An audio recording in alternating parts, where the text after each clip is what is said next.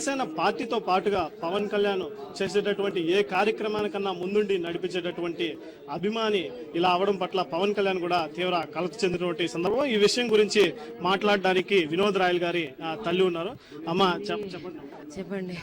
నా బిడ్డ ఏం చెప్పేది నాయనా, నంత పెద్ద బిడ్డను పోగొట్టుకొని నా నోట్లో మాట రాలే, నా కడుపు కోత ఎవరికి వద్దు నాయనా. ఈ కడుపు కోత, ఈ గుండె కోత ఏ తల్లికి వద్దు నాయనా.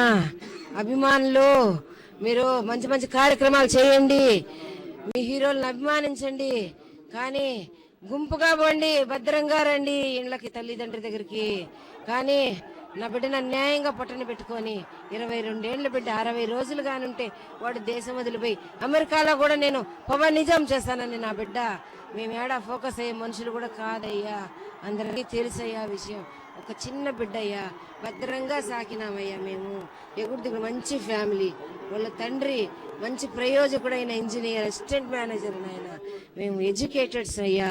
నా బిడ్డను పట్టణ పెట్టుకొని అన్యాయంగా చంపేసినారే అంటే, మంచి కార్యక్రమాలు చేస్తే 10 మందికి మంచి చేయమని చెప్తే చంపేస్తారా?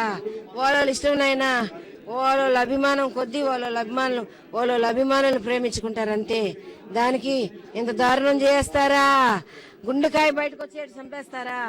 గుండెకాయే వచ్చేసింది నా బిడ్డకి. అయ్యో అందగాడే, ఏడ తెచ్చుకునేది నేను.